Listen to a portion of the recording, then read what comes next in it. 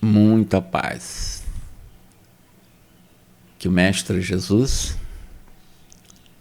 penetre em nossos corações e que possamos sentir os eflúvios maravilhosos de sua paz. E nesse instante em que nós estaremos utilizando os recursos da nossa inteligência, da nossa pesquisa, da nossa voz, do nosso sentimento, que tenhamos a capacidade de chegar no coração de cada um, a fim de que possamos refletirmos junto sobre a questão das mulheres. E eu vou falar exatamente das mulheres que trabalharam para Jesus, especificamente. E iniciamos exatamente com aquelas mulheres da época dele, do nosso mestre querido. Os judeus, eles consideravam os samaritanos, de uma forma geral, mais abomináveis do que quaisquer outros gentios e, evidentemente, evitavam ter contato social com os samaritanos. Entretanto, consta nos evangelhos que após marchar sobre um intenso sol, Jesus parou para beber água exatamente em Samaria e na beira do poço de Jacó, tradicionalíssimo, iniciou ali uma conversa com uma mulher samaritana. Ela estava ali para também colher água. Ao longo da conversa, essa samaritana percebeu a grandeza moral de Jesus logo num primeiro momento. Sobretudo quando ela começa a tratá-lo de judeu, e ela é samaritana, depois como Senhor. Posteriormente, chama Jesus de profeta. E por fim, a samaritana chama Jesus de Messias.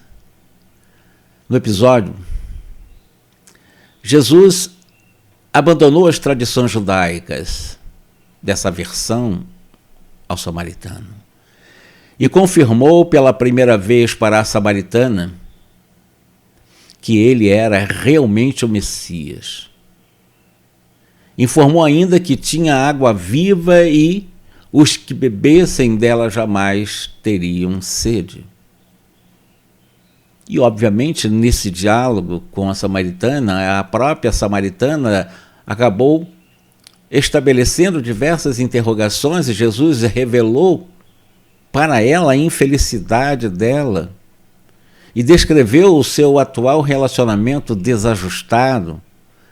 E ela, vendo que Jesus lhe falava de uma forma amorosa, respondeu para o Cristo: Senhor, realmente eu vejo que és profeta.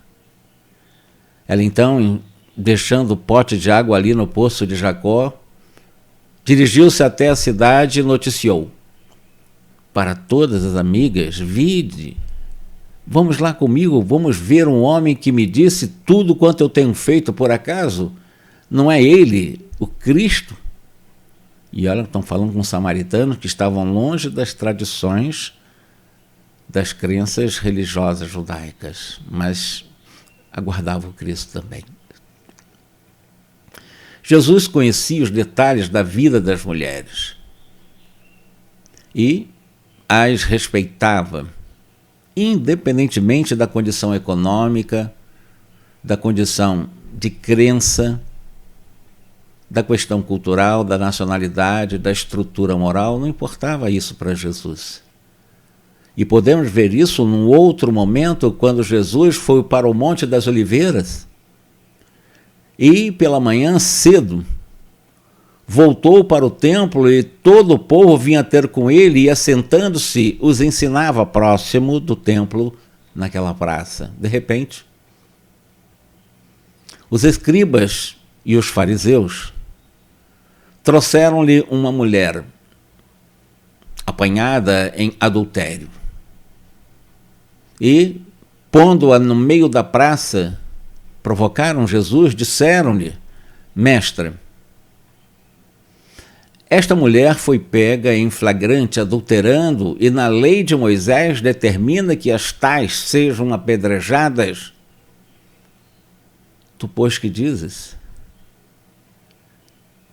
E isso diziam eles tentando provocar Jesus para que ele tivesse algum motivo de ser acusado. Porque os fariseus não gostavam de Jesus.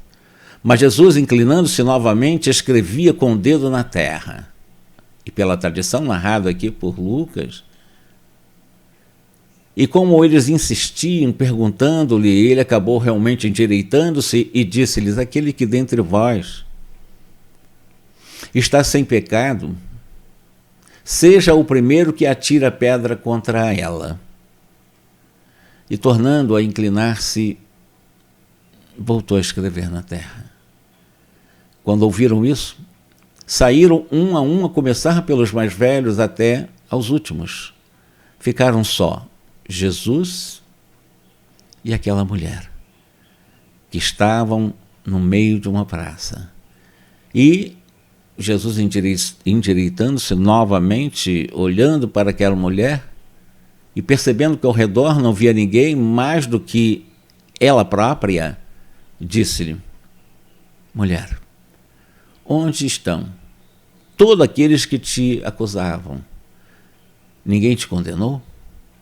Porque ela não foi apedrejada. E ela disse: não, Senhor, ninguém. Disse-lhe Jesus: nem eu também a condeno. Vai.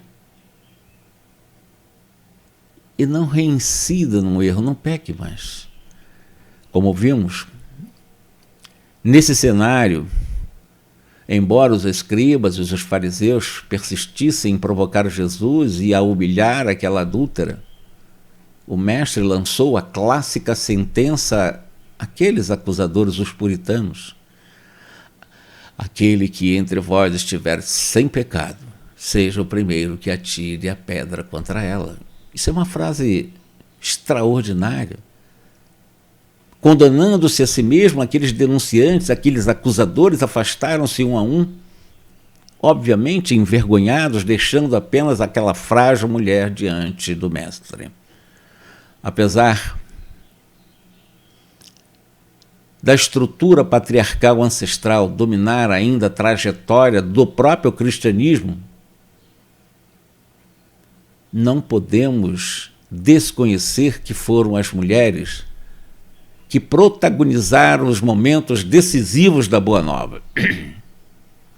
Diversas mulheres e muitas Marias se destacaram no exemplo de amor nos templos apostólicos.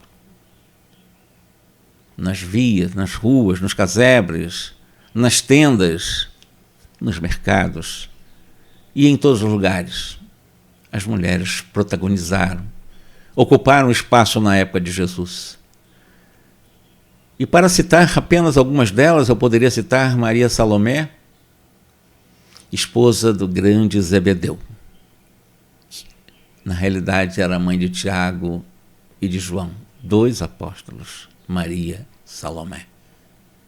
Nós lembramos Maria, esposa de Cleófas, outra Maria das Marias e tantas, que era Maria, mãe de João Marcos, Maria e sua irmã Marta, irmãs de Lázaro, e quantas Marias, além de Lídias, no caso Lídia, mãe de Silas, Joana, a esposa de Cusa, Loide e Eunice, avó e mãe de Timóteo, protagonistas daqueles momentos, como Priscila, esposa de Áquila, aquele casal que recepcionou Paulo no deserto.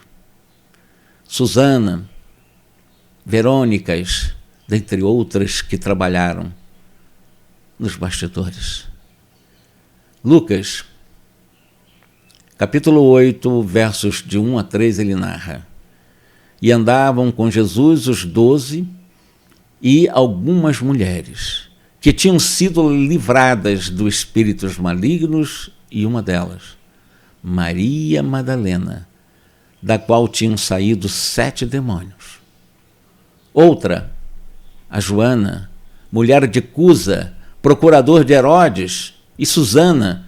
Ainda Lucas, no capítulo 24, descreve que após a crucificação, o corpo de Jesus foi envolvido num lençol e levado para o sepulcro aberto na rocha, cedido pela família de José de Arimateia. E Madalena, a convertida, exatamente ela, Madalena, preparou aromas e bálsamos para que no domingo, chamado Domingo da Ressurreição, foi ao sepulcro. Ao chegar em companhia de Salomé e Joana de Cusa e outras mulheres, percebeu que a pedra do sepulcro tinha sido removida. Adentrando o local, foram surpreendidos por 2 homens com vestes resplandecentes, um processo de materialização ou de efeitos físicos. Então esses seres lhes informaram que Jesus não estava ali, pois que ressuscitara. Retornaram a Jerusalém, entre o assombro, entre a ansiedade, a transmitir as novas aos apóstolos e aos discípulos próximos. João, Pedro, constataram o sumiço, voltaram, e Madalena ficou chorando no jardim do túmulo. E quando ainda Madalena, permanecendo naquele local, naquele cenário extraordinário, um vulto lhe chama: mulher. A princípio ela não reconheceu, porque ela estava chorando muito e as lágrimas não permitiam uma visualização mais nítida do que quem lhe chamava. Que vulto era aquele? Mas então disse-lhe a voz: Maria. E nesse instante percebeu que se tratava de Jesus. Esse reconhecimento, ele foi transcendental para ela, foi metafísico. Seus olhos em lágrimas brilharam de alegria, e depois de testemunhar o Senhor ressuscitado, foi pedido a ela, Madalena, que avisasse aos apóstolos que ele, o mestre dos mestres, estava vivo. E Madalena obedeceu. Embora os discípulos tenham se mostrado céticos quando receberam a informação a princípio, o testemunho da convertida de Magdala deve ter tido muito impacto. Mais tarde, ponderando o testemunho de Madalena, Jesus manifesta-se no meio desses mesmos apóstolos, dizendo-lhes: paz seja convosco, confirmando o que Maria dissera, que Jesus estava vivo. Nós buscamos no livro Boa Nova, no 20º capítulo, quando é descrito que Maria de Magdala, uma das principais figuras do cristianismo nascente, exemplo maravilhoso de superação, ela conseguiu em uma só encarnação reparar muito dos seus erros, segundo a obra Boa Nova. Diante de Jesus, Madalena disse: Senhor, sou filha do pecado. Todos me condenam, mas tenho sede de amar. Minha existência até aqui tem sido muito estéril. Desejo ser das suas ovelhas, mas será que Deus me aceitaria? Jesus respondeu: sim. Deus te abençoa. Ninguém no mundo está condenado ao pecado eterno. É indispensável. Compreenda que nas sendas de Deus a virtude tem de entrar por uma porta muito estreita. Tem que conhecer a renúncia, todos os bens do mundo e trabalhar para a redenção. Renunciar à vida mundana, renunciar à vida material. Lembre que viver bem é saber sacrificar-se. Dito isto, vai, Maria, sacrifica-te e ama sempre. Longo é o caminho, ainda Jesus para ela, e difícil a jornada, mas a fé remove os obstáculos. Madalena, nada tema. E Madalena foi um exemplo de sacrifício dos prazeres pessoais em prol da construção da felicidade do semelhante. Ela renunciou a uma vida e foi para uma outra absolutamente diferente. Ela entendeu. E isso como poucos, e passou o resto de sua vida dedicando-se aos que iam para os vales dos imundos, dos leprosos em Jerusalém. E no final da vida, já carcomida, deteriorada, decomposta totalmente da sua, porque era uma mulher muito bela, mas agora totalmente desfigurada pela lepra, desejou rever Maria de Nazaré lá em Éfeso, superando todas as dificuldades. Lá chegou para rever a mãe de Jesus, onde não conseguiu o intento, porque desencarnou na praia, sem conseguir lograr abraçar Maria de Nazaré. E no momento do seu desencarne, viu Jesus em toda a sua majestade, em toda a sua grandeza, que a recebeu dizendo: Maria, já passaste a porta estreita, amaste muito. Vem, eu te espero aqui. E dentre outras narrativas, Joana de Cusa, que esteve lá no túmulo com Madalena, no momento em que iam realmente colocar os perfumes, os bálsamos e os aromas, ela acompanhou Maria Madalena. E Cusa, que foi casada com um alto funcionário de Herodes, foi atraída por Jesus e carregava no coração muitos tormentos, muitas angústias, muitos conflitos, muitos dilemas, muitos traumas, muito sofrimento. Ela, Joana de Cusa, amargurava-se pela descrença do esposo. Mas Joana possuía uma vigorosa fé.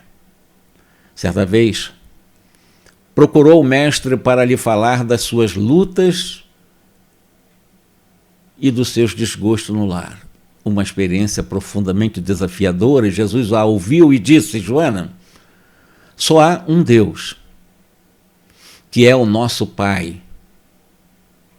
E lhe recomendou que voltasse ao lar e amasse o esposo, dizendo: vai, minha filha, ser fiel a Deus. Mesmo diante dos impactos, das chibatas, dos tormentos de um esposo ainda ignorante, Joana retornou ao lar e transformou todas as suas dores em renúncia. Logo ela engravidou, teve um filho. Os anos passaram e as perseguições políticas e os reveses se abateram sobre o ex-intendente de Cusa. Joana, a partir daí, ficou viúva e na miséria econômica. Necessitou procurar trabalho para se manter com o seu filhinho. Foi serva doméstica, dedicando-se aos filhos de outras mães para sobreviver com seu filhinho. Mais tarde, ela se transferiu para Roma, que na época era governada por Nero, que logo desencadeou grandes perseguições à época aos cristãos. Nero foi inapelável com os cristãos. Aliás, o historiador Tácito narra que fiéis do Cristo eram amarrados, cobertos de óleo combustível e usados como tochas humanas exatamente só para acalmar as insônias de Nero, nos chamados passeios noturnos lá no jardim de sua residência privada, nas chamadas Domus Aurea, exatamente a Casa Daurada, lá no Monte Aventino. Isso é verdade. O Tácito, historiador da época, conta isso. Nero, sabemos que acusou os cristãos de terem ateado fogo em Roma e condenou cerca de 200 a 300 mil cristãos à morte. No dia 27 de agosto do ano 68 do calendário cronológico, a partir do marco nascimento de Jesus, nas proximidades do Monte Aventino, Joana de Cusa, junto de outros 500 cristãos, foi levada ao poste do martírio. Ela escutava as queixas de um moço amarrado ao poste muito próximo dela, também amarrada, e ao seu filho. Seu filho que estertoricamente exclamava apavorado: abandona Jesus, minha mãe. Não vês que nos submergimos? Renega Jesus, por mim que sou teu filho. Joana chora nessa hora. Pela sua mente passavam as cenas dos primeiros anos do casamento, os dissabores, as alegrias da maternidade, a viuvez, as necessidades materiais. Lembra de Maria de Nazaré, que assistira o suplício do seu amado filho. Recorda as palavras de Jesus: vai, filha, sê fiel. E pede ao filho que se cale, conclamando a fidelidade a Deus. As labaredas lhe lambem o corpo e ela abafa no peito os gemidos, a massa do povo grita desvairada. E ainda na narrativa de Humberto de Campos, um dos verdugos se aproxima dela e lhe pergunta ironicamente: o teu Cristo soube apenas ensinar-te a morrer? A resposta corajosa se deu num murmúrio: não apenas a morrer, meu irmão, mas também a vos amar. E sentindo uma mão suave a lhe tocar os ombros, escutou a voz do Cristo: Joana, tem bom ânimo, eu estou aqui. Triunfante, ela transpôs o pórtico da morte para adentrar na verdadeira vida. Kardec, cuidadoso no século XIX, deliberou estrategicamente deixar envoltas em um véu de semi-anonimato as verdadeiras heroínas agora da terceira revelação, porque eu falei da segunda revelação, da revelação com Jesus. E eu avancei no tempo, eu estou encontrando mulheres agora na terceira revelação, tendo Kardec como protagonista, em que deliberou de uma forma estratégica deixar envolta em um véu de semi-anonimato essas protagonistas da terceira revelação. Essas protagonistas femininas, evidentemente, que com ele trabalharam na codificação. No século XIX, e é bom que nós possamos fazer essa reflexão, o preconceito contra a mulher era monstruoso. Basta lembrar que 129 operárias foram queimadas vivas dentro de uma fábrica norte-americana pelo crime de reivindicarem salários iguais aos dos homens. E isso ocorreu há apenas 41 dias antes do lançamento do Livro dos Espíritos. E além de mulheres, as tuteladas de Hippolyte Leon Denis Arrivaio ainda eram jovens, eram sensitivas. Aliás, um prato cheio para a mentalidade da era vitoriana daquele cenário. E essa sensata precaução do codificador, todavia, fez com que pouquíssimos dados biográficos sobre as moças chegassem até nós. As filhas do casal Baudin, Julie e Caroline Baudin. Julie tinha 15 anos, pela tradição histórica do pouco que nos chegou. Hoje há outras novas informações em função da tecnologia, dos materiais que foram encontrados microfilmados, mas mais tradicionalmente Julie Baudin tinha 15 anos e Caroline Baudin 18 anos. E elas psicografaram a quase totalidade das questões de O Livro dos Espíritos na sua primeira edição, que nós sabemos eram 501 perguntas. Nós temos uma outra protagonista salvaguardada no semi-anonimato pelo próprio codificador, que foi Ruth Céline Jaffé. Foi a medianeira responsável pelos 50 cadernos doados a Kardec e pela revisão completa do texto de O Livro dos Espíritos, incluindo inclusive algumas adições da primeira edição. Uma outra protagonista, Aline Carlotti, filha de um grande amigo desde juventude do próprio professor Rivaio. Ela fez parte do grupo de médiuns através do qual Kardec referendou as questões mais espinhosas do livro.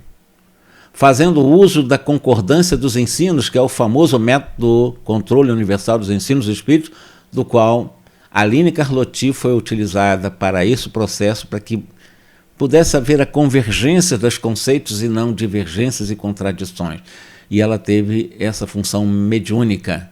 Os espíritos utilizaram dela para manter a incolumidade da pureza do nosso espírito, da nossa doutrina maravilhosa. Hermance Dufault, também conhecida como protagonista, embora com pouco tempo de experiência com Allan Kardec, talvez 8 meses, como médium principal dele na Sociedade Parisiense de Estudo Espírita, que, diga de passagem, foi fundada graças à interferência do seu pai, que era muito rico.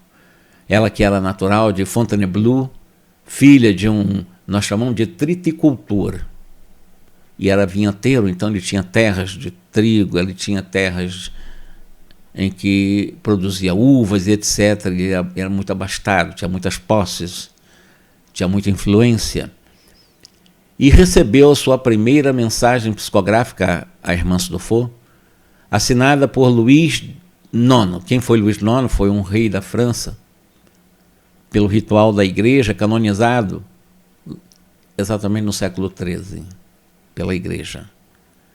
Aos 14 anos de idade, Hermance Dufault publicou através do editor Melou, lá em Paris, o livro A História de Joana d'Arc, ditada por ela mesma, psicografada pela extraordinária psicografia de Hermance Dufault, que tinha 14 anos na época. Dufault, ou os Dufault, a família Dufault, realmente acabou conhecendo Kardec na noite de 18 de abril de 1857, que foi do lançamento do Livro dos Espíritos, ao comparecerem àquela pequena recepção festiva, organizada pelo próprio codificador no seu apartamento, exatamente tendo como finalidade comemorar o lançamento de um livro, denominado de o Livro dos Espíritos, naquele momento. E no final dessa reunião, a jovem Dufault, sensitiva, com uma mediunidade extraordinária, recebeu uma bela página do Espírito Luís, que nós conhecemos como São Luís do Evangelho, que se tornaria, a partir de então, uma espécie de supervisor espiritual dos trabalhos experimentais de Allan Kardec. Eu estou dizendo, esse Espírito Luís, aquele rei, canonizado pela igreja, ele se tornou praticamente o coordenador, o supervisor, o gerente da codificação. E ele utilizou a mediunidade de Hermance Dufault. E no final daquele ano, a médium Dufault receberia uma outra importante mensagem, quando eu falo no final de 1858, em dezembro, uma mensagem estimulando Kardec a prosseguir no ideal de lançar um periódico espírita. E em 1858, o senhor Dufault, pai da jovem sensitiva, ajudaria Rivail a conseguir a autorização legal para o funcionamento da Sociedade Parisiense de Estudos Espíritas, onde Hermance Dufault atuou como médium principal durante em torno de 8 meses. A última psicografia da senhora Dufault, recebida na Sociedade Espírita, foi publicada na Revista Espírita em novembro de 1858, foi a última psicografia de Hermance Dufault. E ela colaborou como médium na elaboração da segunda edição de O Livro dos Espíritos também, que foi revista, reestruturada, ampliada e divulgada pelo codificador em março de 1860. Homenageamos aqui, em nossas breves palavras, diante desses apoteóticos nomes femininos, em que não são muito citadas, até mesmo no movimento espírita, ou no movimento cristão, de uma forma geral, as irmãs Fox. Kate Fox, Margaret Fox, Leah Fox, Florence Cook. Como é que nós poderíamos esquecer a Amália Domingos Soler, na Espanha?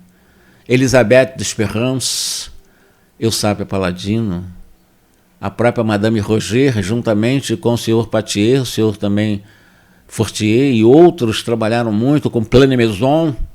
Como esquecer Plane Maison, que colaboraram intensamente para a propagação da imortalidade? Além da própria senhora Baudin, Allan Kardec teve incondicional apoio de sua consorte, que não poderíamos esquecer, Amélie Gabrielle Boudet. Além de sua mãe, Jeanne-Louise Duhamel. São pessoas, são seres, são mulheres extraordinárias, afinal, não poderíamos deixar também de bancar uma justa homenagem, trazendo cá para a nossa pátria as personagens espirituais muito popularizadas entre nós, os espíritas no Brasil, a saber, a poetisa Maria Dolores, como foi um dia Adelaide Aura Celeste, uma outra grande também personagem, a Meimei, Alta de Souza. Quantas vezes ouvimos falar na extraordinária ministra veneranda? E nós também falamos e ouvimos muitas vezes da irmã Sheila, Maria João de Deus, mãe do Chico Xavier. Como esquecer Joana de Ângeli, ou a conhecida irmã Rosália? E repetindo Adelaide Augusto Câmara, que foi a Aura Celeste, tanto quanto a Anália Franco, Ana Rabelo Prado, que poucos conhecem, mas foi extraordinária também, trabalhadora, que elaborou bastante no movimento espírita, Benedita Fernandes, muito conhecida também, lá em São Paulo, Corina Novelina, a Igorina, que tivemos o grande prazer de conversar com ela algumas vezes, fomos visitá-la em sua casa, conhecemos, graças à concessão generosa dela, o ambiente onde Eurípides Barçanufo realmente receitava e ele ajudava as pessoas a encontrar a sua própria cura. No momento em que nós conseguimos visitar a Eugorina em 2013, a Ivone do Amaral Pereira, a Zilda Gama. Quantos nomes nós poderíamos, de uma forma venerável, respeitar, lembrar e agradecer? Então vão aqui, em minhas últimas palavras, esse agradecimento, as minhas sinceras reverências a todas as mulheres que fazem do atual espiritismo também, hoje no anonimato, muitas dessas extraordinárias mulheres, porque as mulheres se consubstanciam em termos de frequência, né, presenciais nas casas espíritas em torno de 70% a 80%. É que dá o vigor do movimento. São aquelas que nos bastidores ou no protagonismo estão realmente dando esse combustível extraordinário para a nossa amada doutrina espírita e fazem do atual espiritismo um elo inquebrantável entre nós, mergulhado na crosta terrestre, nesse peso da materialidade, e as vibrações suaves da espiritualidade. Eu só posso dizer muito obrigado. Minha eterna gratidão. Muita paz a todas vocês, mulheres espíritas, não espíritas. Que Jesus nos abençoe. Muita paz.